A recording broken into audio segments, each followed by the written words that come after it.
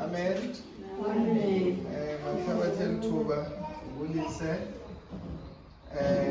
ngaqala usisi noma girls asihlelisa nathi aqala Mrs. Lord sibuseke igama lenkosi Yesu Kristu onalisha ngobakhe phansi komqhuba wakhe to say that uThixo wazileyo basebesilapha namhlanje ngimsileke kudade bawo mama nakumadla unkosikazi wami nodala zethu nabantwana bazithethela ngizoshera nje imazwi ambalwana phaa kundimiso 53 belavule njalo abantwana singabaholi ukushera nje ilizwi kuba ke unyaka usaqala i-new year namhlanje abantu baselebrate ngendlela ezahlukileyo kodwa isilumki sona siyayicinga ukuba kuqalwa nguThixo. Therefore ndibafunda ke le ndumiso nje ekhawulezileyo apho ndumiso 53 le ndumiso 53 izawufunda nje ivesi ezimbalwa ithi ke uvesi 1 athi kuyoma phaa kuvesi 3 ithi ke iziyatha zithi akukho Thixo ngandawo zonakele futhi zenza amasikizi akukho ulungisayo kuzo. Ke yena uThixo ubabukele abantu uhleli ezulwini efuna ukuqonda ukuba ngaba sikho na isilumko nditsho ofuna ukunqula uThixo. Kambe ke bonke bemkile xa bebonke bonakele kubo akakho olungisayo nditsho nokuba abenye. Amen.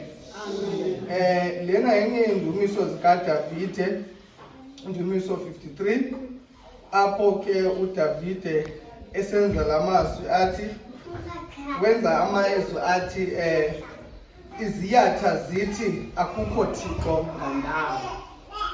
In other words, abantu abangabonisi sidingo sikaThixo kulula ukuthi akuThixo ngandawo ngoba konke kuhamba kakuhle ebomini.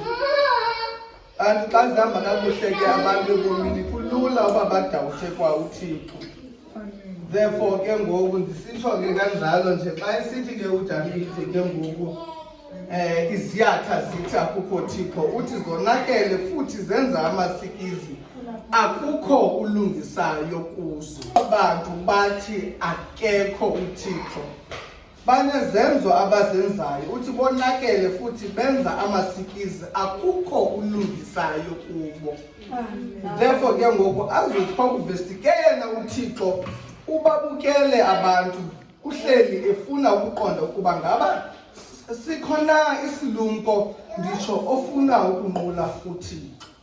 In other words uthi uDavide ke ngoku kuyo yonke le nto enzeka ezantsi emhlabeni xa abantu izinto zihamba kakuhle zonke izinto kungekho nto abayisweleyo kulula ukuthi akunaThixo. Abantu abangenanto abaxhomekeke ukunceba kaThixo daily abana-choice but they always seek for uThixo ngamaxesha onke. Uba ndingenza umzekelo ophilayo yiya etawuni ubone umntu ocelayo umphe noba yi-5 rand u-10 rand inye into ayithethayo uthi uThixo akusikelele ngoba laa mntu uyayazi uba uziswe nguThixo phaa kuye uyayazi uba yena uxhomekeke kwiinceba zikaThixo ngoba ubabukele laa mntu ucelayo esitratweni abantu benyuka besehla maybe out of 20 or 30 or 50 people uzaba mnye omayo amjonge. Therefore uyayiqoma lowo uthe wakwazi uba benenceba intliziyo yakhe izabe ityhilizwe nguThixo. Ngamanye amazwi ngoku baninzi nje abantu ezantsi emhlabeni bebaninzi nje uthi uThixo ke uthi ke uDavide uThixo uhleli nje ujonge ezantsi uba ingaba akekho na ofuna uThixo. In other words uDavide uchaza that uThixo each and every day ujonge ezantsi ebantwini uba ingabe bakhona abantu abandifuna ngokwenyaniso na, ingabe bakhona abantu abakhangela ubuso bam. In other words, uThixo is ready to respond ebantwini, is ready uba a-extende isandla sakhe. But ke ngoku abantu abafuni kumfuna uThixo bagqibela ngaye. Therefore ke ngoku azothi ke ngoku umbhali ke kambe ke bemkile xa bebonke konakele kubo akakho ulungisayo, which means now aba bantu bathi uThixo akekho most of the time ayingobantu abalungisayo ngoba abayi-understand into yokulungisa. Yilaa nto ke uThixo umntu ohamba noThixo okanye umntu okholwayo laa mntu ubizwa ilungisa. Umntu okhonzayo okanye uhamba noThixo kuthiwa ulilungisa ngoba kwi-situation yonke ujonga ukulungisa ngoba lowo amlandelayo inature yakhe kukulungisa izinto. uThixo ufika umntu engenaThixo, afike umntu ezihambela ngokubona kwakhe ezantsi emhlabeni, afike abantu ngaxesha lonke behleli nje bezenzela ngendlela ababona ngayo, kodwa asawuthi umntu avuswe nguYehwele, asawuthi avuswe nguThixo. Isayini yokuqala esiyibonayo kukuba lo mntu kubekho into azilungisayo. But ke ngoku ukulungisa akuqali ngaphandle, kuqala ngaphakathi. Therefore ke ngoku umntu qala ke ngoku azijonge, ajonge lo Thixo, aqalise ke ngoku ukuzilungisa ngaphakathi ngoba ulandela abantu uThixo olungileyo, ngoba uThixo utheni ulilungisa. Therefore ke ngoku azothi ke ngoku asakutshintsha alungiswe lilizwi likaThixo, akwazi uba angayolungisa nabanye abantu. Before ilizwi likaThixo liye kwabanye abantu fama lisebenze wena kuqala, wena mntu uzawuthetha ngayo. Ngamanye amazwi ke ngoku ungafani nesiyatha ngoba ithi iBhayibhile iziyatha zithi akakho uThixo, kubo bonke akakho namnye ulungisayo. Therefore wena xa ukholwa ungenawo umoya wokulungisa, which means usafolasha kwikhategori yeziyatha. Ngamanye amazwi ke ngoku awukabuboni ubulungisa bukaThixo, ayikenzeki intando kaThixo phi entliziyweni yakho. So ke ngoku uzothi ke ngoku uDavide ke ngoku apha uthi ke ngoku uThixo nje ehleli ezantsi nje uhleli ujonge ezantsi uba ingabe ukhona na umntu ondifunayo, ingabe ukhona umntu ombonayo uba ukhona umntu onakele ezantsi emhlabeni, ingabe ukhona umntu obonayo ukuthi na mhlawumbi unguThixo ndiyadingeka phakathi kwabantu. Therefore uThixo athini aze asebenze ngalaa mntu. Ngoba namhlanje sithetha nje njengoba sithi namhlanje abantu abaninzi baqala ngezinto ezi-outside uThixo. Xa beqake ubomi bayokhangela abantu uThixo. Kodwa ke ngenxa yoba uThixo ugcwele inceba, uThixo akathi noba umshixa ubuyela kuye athi hayi khawubuye kwenza ubuye kuzo. uThixo uyasamkela back, uyasithini, uyasilungisa. Ngoba lithi ilizwi lakhe day and night uThixo uhleli nje ujonge ezantsi uba ingabe is there anyone seeking for me, ingabe ukhona na ondikhangelayo ezantsi emhlabeni. That is why enye yendumiso iProverbs apho athi umbhali uYehova ufitshane kuba ntliziyo zityumkileyo, athini abasindise abahlangule nomphefumlo, which means now uThixo is close to the broken hearted ngento ethi abantu abaviswa kabuhlungu ezantsi emhlabeni, abantu abacinezelekileyo, uThixo is closer to them ngoba abantu abanabantu bokhalela, bakhalela bani? uThixo. Each and every day bathixo ingathi ude uyivele ntoni? Intlungu yam. Therefore lo mntu ke ngoku ucikidekayo ucloser kuThixo ngoba ixesha elinintsi ukhala kuThixo, kodwa iziyatha zikude kuThixo ngoba yonke into ihamba kakuhle, athi hayi akakho lo nalo Thixo lowo, kudala saphila savuka sibadala iminyaka minga zange ayibona loo nto leyo. Kodwa kithi iBhayibhile ziziyatha ezo ngoba kutheni akekho umntu anawuze ade abe mdala ade afike ko-80 90 athi akekho uThixo. Ingaba khona ibonileyo kule minyaka emingaka? Ngoba xa iminyaka ihamba emhlabeni sikhula nje siye sibona ngokuvuleka kwamehlo ethu, siye sibona uThixo in everything. Xa kuphela unyaka sibona uThixo osithwele, awuqala unyaka sithembe uThixo ngoba we don't know what lies ahead. Asiyazi lo nyaka uzohamba uyophelela phi thina.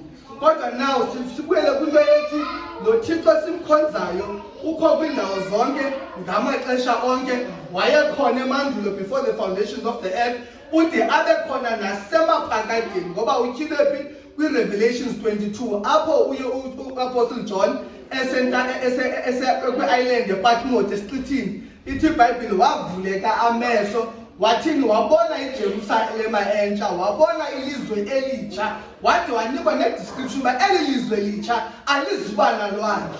Wabona iJerusalema isehla emazulwini ize ebantwini, uThixo ehleli nabantu bakhe. Wabona uThixo sosula abantu iinyembezi. In other words, now uApostle John wanikwa inyweba yokuba abone phi into ezisezayo emaphakadini. In other words, now lo Thixo ke sihamba naye thina, yena seyewazi lo nyaka uzawuphela njani, ngoba yena uexista within ixesha lapha emhlabeni na outside the realm elixesha, ngoba unguThixo, his omnipresent, ukho kwindawo zonke ngamaxesha onke, ubona kwindawo zonke. That is why iBhayibhile ngemini yokugqibela zonke imisebenzi isezawutyhilwa, nento ezenzeke ebumnyameni zisezawuvezwa phi phambi kwabantu, ngoba uThixo ubona kwindawo zonke. Therefore ke ngoku xa uqala lo nyaka we don't know what lies ahead, kodwa inye into esiyaziyo lo Thixo simkhonzayo uzabe khona ngomso, uzabe khona ngoJuni, ngoDisemba, uzaba khona kude kube semaphakadini. Ezaba khona nje wayekhona nangaphambili, wayehambile nabantu. Kukho abantu abemkayo abebethetha kwangalo Thixo umntu, nathi sisame kuye, uthembakele kwizizukulwana ngezizukulwana. Therefore ndifuna ukuthi ke ngoxa sizabulela kanje ndithi uThixo esimkhonzayo masibeke ithemba lethu kuye. We must truly understand singabantu inye into esiyaziyo thina, sazi izolo, ingomso asilazi, sazi izolo ngeminyaka ephelileyo. We don't know what will happen tomorrow, after tomorrow ngokunjalo. Each and every day iBhayibhile sisipho esisuka kuNkulunkulu. Ukuba umuntu abone usuku, it is a gift from God. It is not guaranteed ngoba nguye othe nosika umntu. Therefore ezinsuku nale minyaka esiyibonileyo sibone ukulunga kukaThixo, ngoba uzawujonga emva, ujonga abantu awukhula nabo abawakudala endleleni, uzibuza uba ingabe yintoni ingcinileyo mna ngeminyaka ibingaka. Uthi usawujonga uqonda, hey, it's not within my wisdom, akho semandleni am, ngoba kukho abantu abehealthy ukundogqitha, kukho abantu beneento zonke and everything, but they fell along the way. Kutheni mna ndilapha? I remember ngexesha le-COVID, umama wayegula kakhulu esasikhonza naye, wenza i-dialysis every Sundays, every Thursday. Kodwa wathi mhlawumbe uphethe i-COVID sanewaka, wathi engenampilo enjalo wayesava nge-COVID, usekhona nanamhlanje. Abantu ababehealthy beneento zonke abekho. Therefore now we know ukuthi ubomi bethu busezandleni kaThixo. Therefore ke ngoku thina simuvile kwiposition yokuyatha, sinika abantu uThixo iglory okanye uzuko lwakhe ngento ethi asilazi ingomso Thixo, kodwa wena siyakwazi uzabe ukhona. Therefore sicela ke Nkosi engcwele usibambe ngesandla nakulo nyaka ubusitatamise okuyasuka khona kulona, usitatamise ude uyophela. Nento ezibekwe ngumtholi ezisendleni siyakucela uthini usihlangulele kuzo, ngoba nguwe wedwa onamandla. Therefore uzuko silunika wena. Ndiyakholwa enhliziyweni yam uba ukhona uThixo, ngoba ude ithi iBhayibhile azange nambona uThixo ayekela ntoni ilungisa. Therefore siphila kwixesha ke ngoku kwezintsuku apho baninzi abantu bathi into kaThixo yacreator, it's a myth, there is no such thing. Savela about 2 million years ago, sa-evolve from apes and everything, yonke into, removing creation uba uThixo wadala. Kodwa ke ndifuna ukuthi ke namhlanje let us be reminded uba there is God up in heaven, and lo Thixo nje ohleli ujonge ezantsi, ngabe bakhona na abantu abamkhangelayo ngamaxesha onke. Sizawuthandaza ke emadlamini sithi namhlanje sikhangela sibheka uThixo, ayazi uba siyamngqina, siyamvuma kwaye siyamkhangela, siyam-acknowledge uba uzawuhamba nathi nalo unyaka. sicela amandla kuye, sicela ubulumko kuye, sicela ukhanyiselo kuye, sicela uba sincede nathi inhliziyo yethu sithobeke, nathi sikwazi uba simve, simmamele, asincede nathi asihlale ngaphakathi kuthi, nathi sibe kuye egameni likaYesu. Amen. Sizawubulela ke Thomas, kodwa kanti before sibulele andifuni uvala ukuthi kanti kukhona umuntu ozavela nje kancane. Mathuni. Andibulise.